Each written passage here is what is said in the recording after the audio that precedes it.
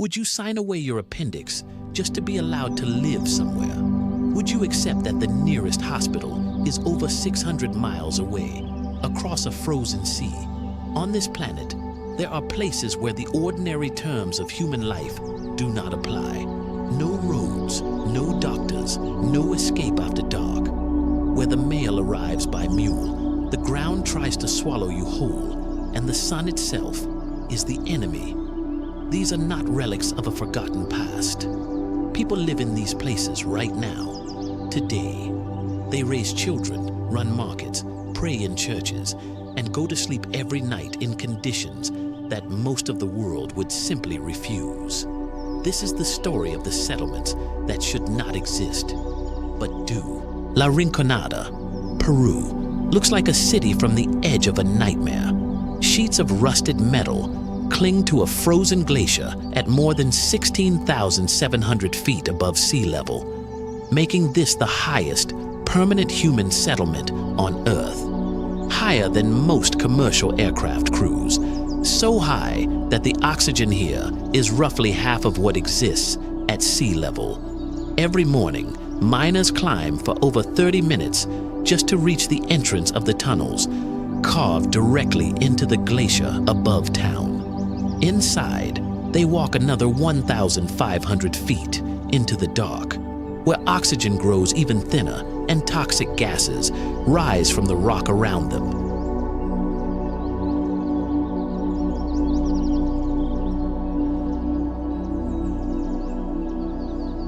There is no sewage system here, no running water, no hospital. The only drinking water comes from streams contaminated by mercury, which the miners themselves pour into the glacier to separate gold from ore. The labor system is called carcorio. For 30 days, a miner works without a single day's pay.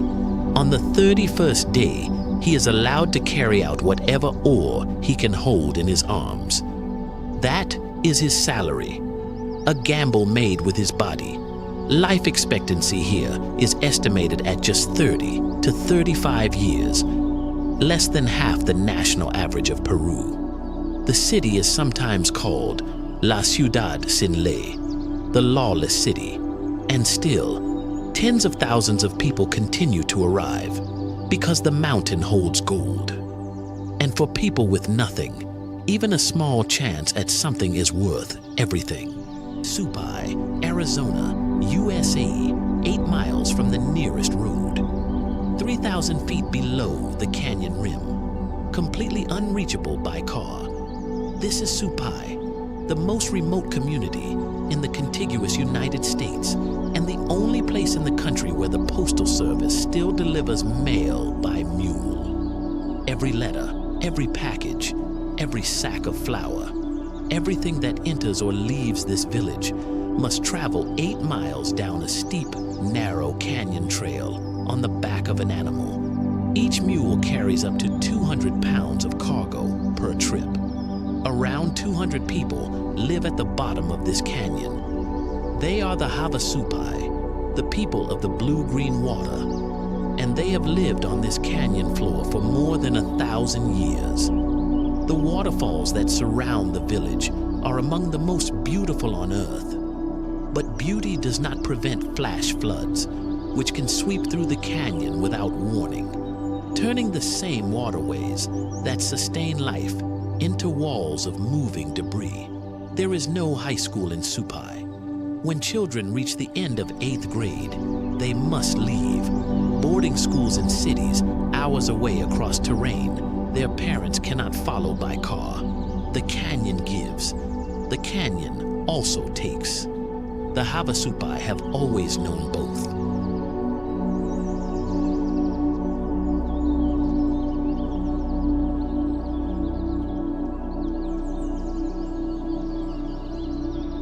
Coober Pedy, Australia. At first glance, Coober Pedy looks almost empty. The surface offers almost nothing, just cracked earth, heat shimmer, and a few ventilation pipes poking up from the ground. But beneath that surface, a town of 2,500 people is fully alive. Because in summer, the air temperature here regularly exceeds 122 degrees Fahrenheit. Early opal miners learned what the desert already knew. The only relief is underground, so they dug. Today, more than 60% of Cuba Peti's residents live in homes carved directly into the hillsides, called dugouts. Underground, the temperature stays at a stable 72 to 77 degrees Fahrenheit year-round, without a single air conditioning unit running. There are underground hotels here, underground churches, an underground bar, an underground bookstore, and more than 250,000 mine shaft openings scattered across the surrounding landscape, each one an unmarked hole in the earth, deep enough to kill anyone who steps into the wrong place in the wrong light. Cuba Peti supplies about 80% of the world's opals. It was founded in 1915 when a 14-year-old boy stumbled across the first stones while his father was out searching for water.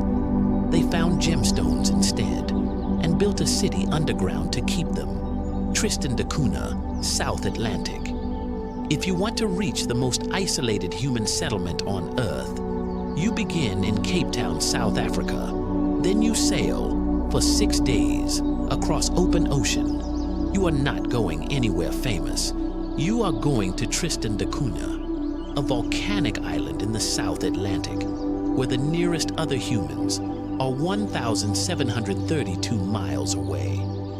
About 239 people live here permanently. They all know each other. There are no hotels, no restaurants, no tourism industry. The island has no airport and will almost certainly never have one. The cost of building a runway for fewer than 300 people is simply not justifiable. Even arriving is uncertain. The island's harbor is too small for ocean-going vessels. Ships must anchor offshore and wait for the weather to allow small boats to shuttle passengers in. Conditions are only calm enough for that to happen on roughly 70 days a year. If you live here and become seriously ill, you are placed on a ship and sailed toward Cape Town. The journey takes 6 days. The islanders order supplies from the UK, including through Amazon. Whatever they order is shipped to Cape Town, loaded onto the next vessel, and delivered approximately 4 months later. In the recorded history of this settlement, no one has ever been arrested for a crime.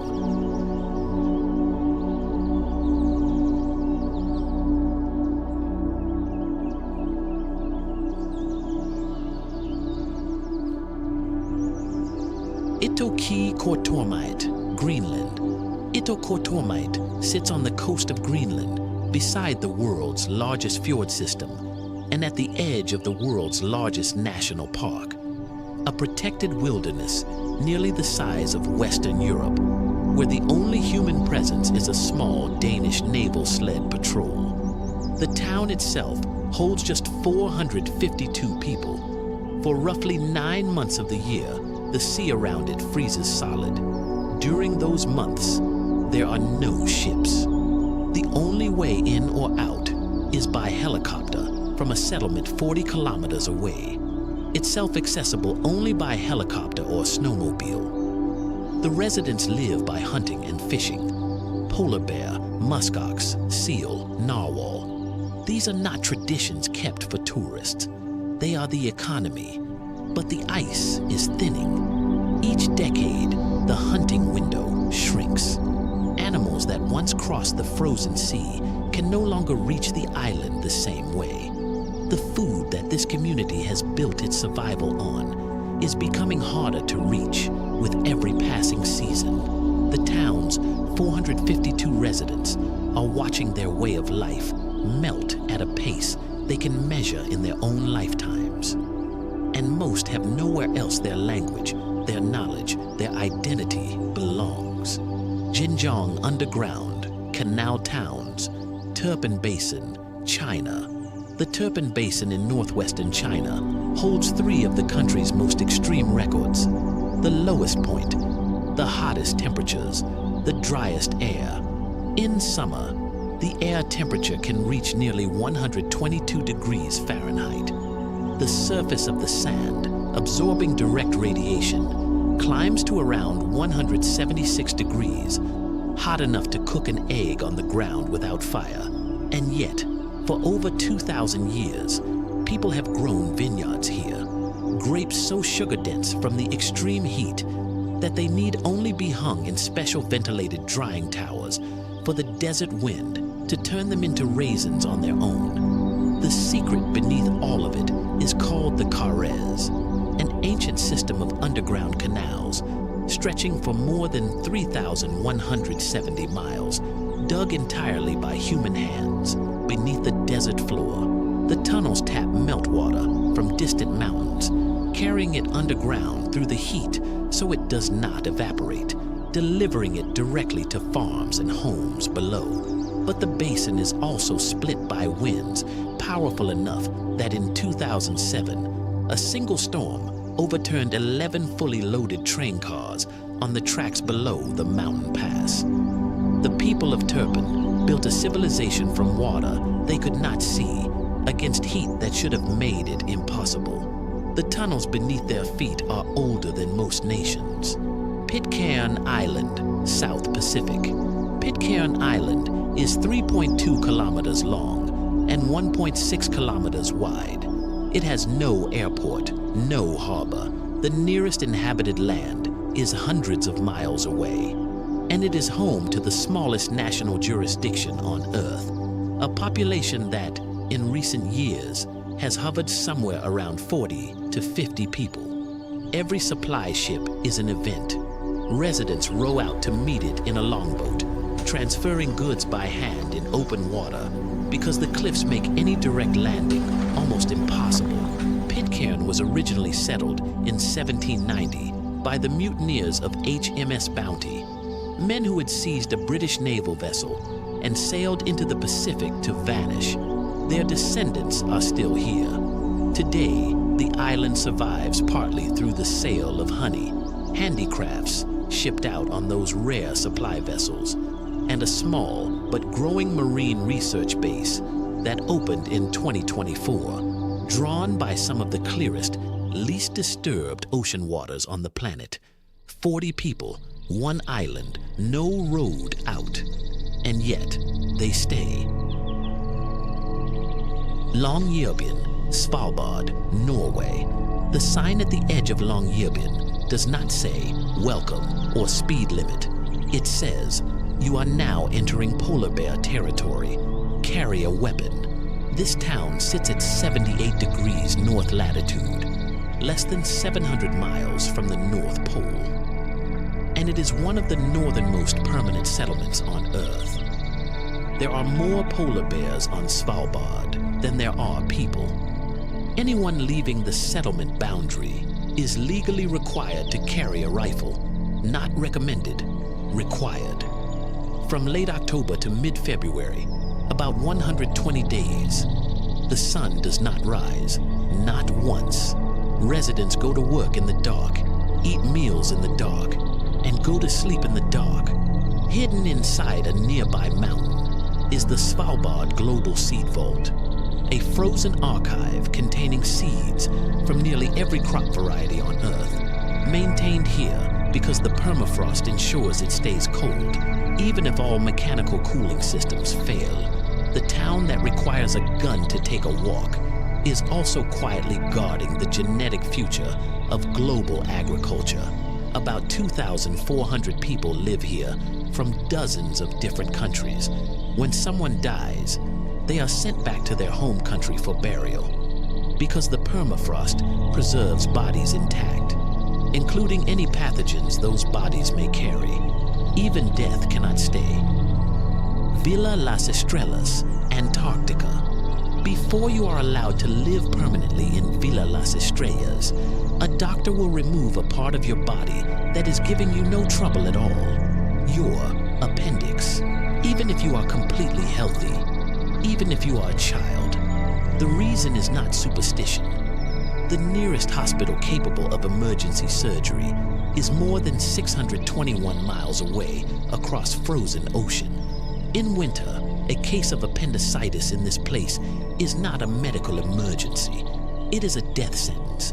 Around 150 people live here, researchers, support staff, and their families, in one of the most isolated Chilean settlements on the continent of Antarctica.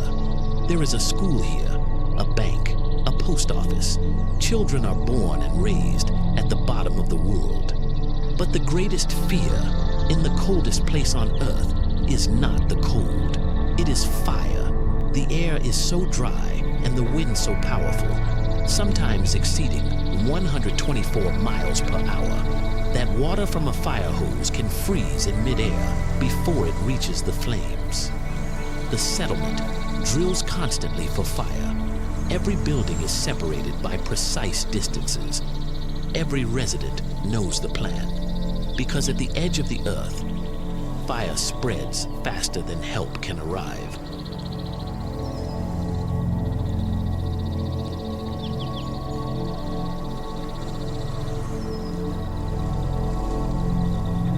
Tokelau, South Pacific. Tokelau is 3 coral atolls scattered across the South Pacific. It has no airport. Its only connection to the outside world is a supply ship from Samoa that makes the journey a few times each month, depending on weather that this place has increasingly little control over. The highest point in Tokelau's entire territory is about 16 feet above sea level. The total land area is roughly 4 square miles. Every storm surge that arrives from the Pacific can push water across roads, through homes, and into the freshwater lenses beneath the soil that the island's 1,500 residents depend on for drinking. In 2012, Tokelau became the first territory in the world to run entirely on solar energy, a technical achievement that came not from abundance, but from the mathematics of survival. Diesel fuel had to be shipped in. Solar could be built once and maintained. Scientists project that without significant intervention, rising sea levels could make Tokelau uninhabitable within this century. The government of Tokelau has begun conversations with New Zealand about the possibility of relocating the entire population. Not a city, not a country, an entire people negotiating the terms of their own disappearance.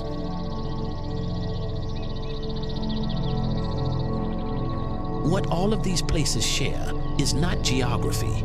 It is a decision made again and again by thousands of people who looked at conditions that should have ended settlement and chose to stay anyway. Some stay because the alternative is worse. Some stay because the land holds something worth suffering for. Some stay because it is the only home their identity has ever known. And some stay simply because in conditions this extreme, staying becomes the one act that proves something essential about being alive. Wide shot, slow aerial, pullback from a settlement, growing smaller, the wilderness around it growing larger. There are no roads that guarantee safety, no altitude that guarantees air, no ocean that guarantees a calm arrival. But people are there, right now, today. They woke up this morning in these places, and they will wake up there tomorrow. The world's most extreme human settlements are not accidents of history. They are choices.